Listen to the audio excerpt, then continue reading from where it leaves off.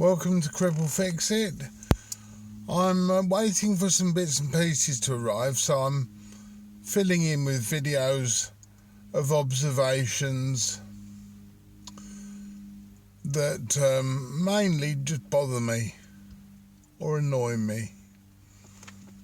And today it's big national lottery winners.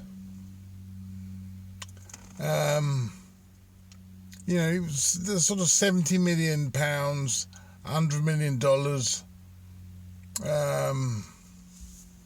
kind of win, which most people would be over the moon with, wouldn't they? Have trouble thinking about what they're going to do with it. But I can categorise winners into one of three groups.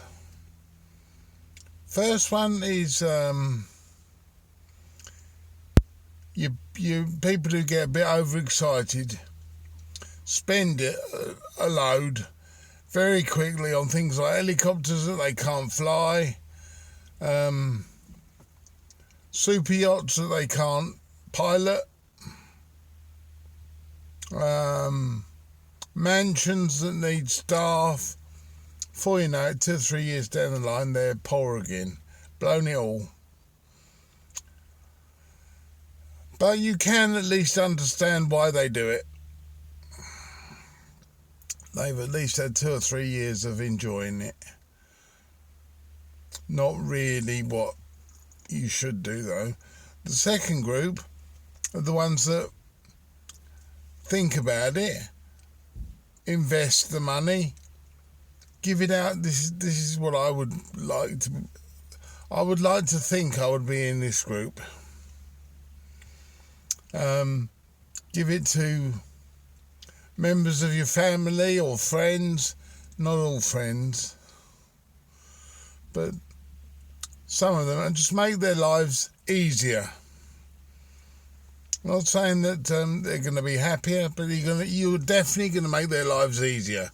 They're not going to have to worry about the council tax every month. Oh, 200 quid, God's sake. They pay it all up front, done. No worries. You could make a lot of people happy with a portion of that £70 million. Then you've got the third group, which are a group I don't get, I don't understand. And I'm not going to use a real example. I'm going to use a made-up example for obvious reasons, because I don't want to name anybody. So I'm going to call them Harold and Gladys. Just won £70 million on the lottery. And what the lottery company tends to do is a big congratulations promotional type of event on the lawn. It always seems to be on a lawn somewhere, where they crack open a bottle of champagne and spray it around, and you can see Harold's already thinking, I hope I haven't paid for that champagne. It's a bit wasteful, isn't it, spraying it around? Ooh, don't know if we should have done this, Glad.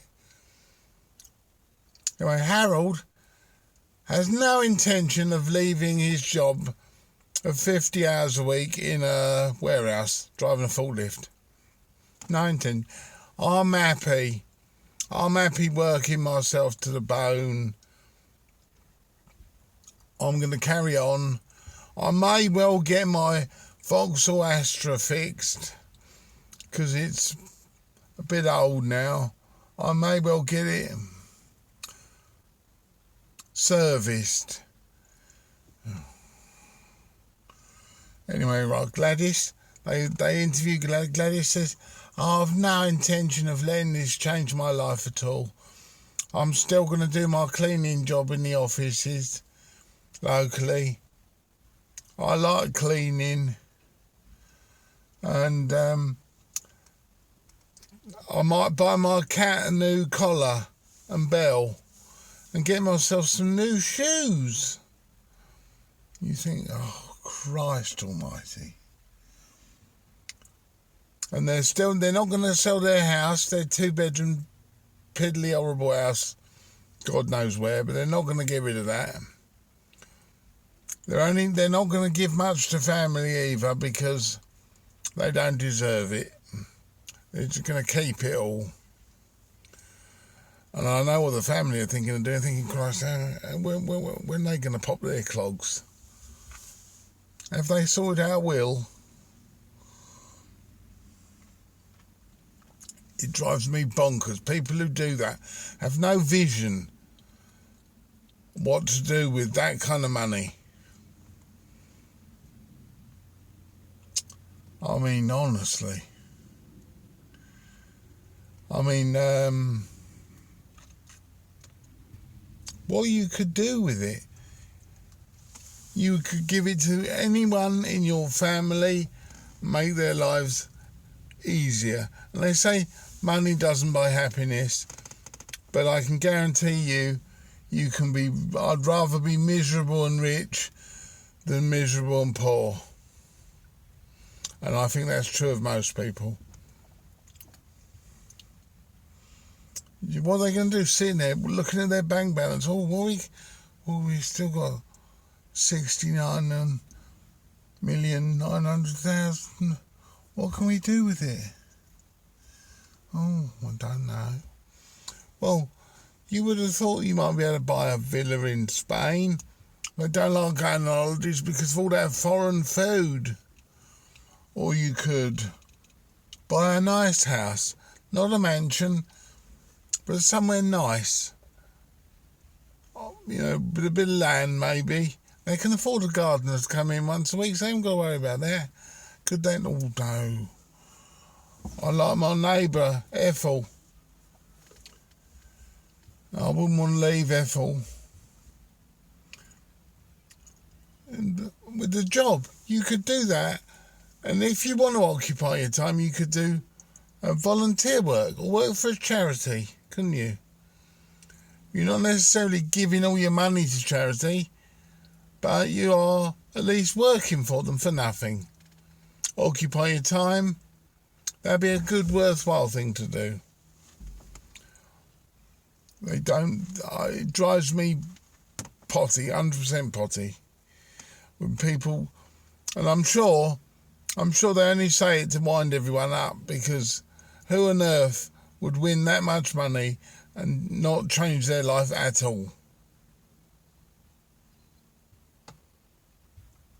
You can at least understand the guys or women or whoever blow it all on helicopters and boats and the whole lot, and it goes, you know, they've blown it all on strippers and booze, and they've really enjoyed themselves at least for 3 years. You can at least understand that. It's not the right thing to do, it's not a sensible thing to do, but you can at least say, well, Christ, he blew it that quick, didn't he? But I bet he had a laugh. But Harold and Gladys, I just don't, it's beyond me. I think they should survey people who win first and say, well,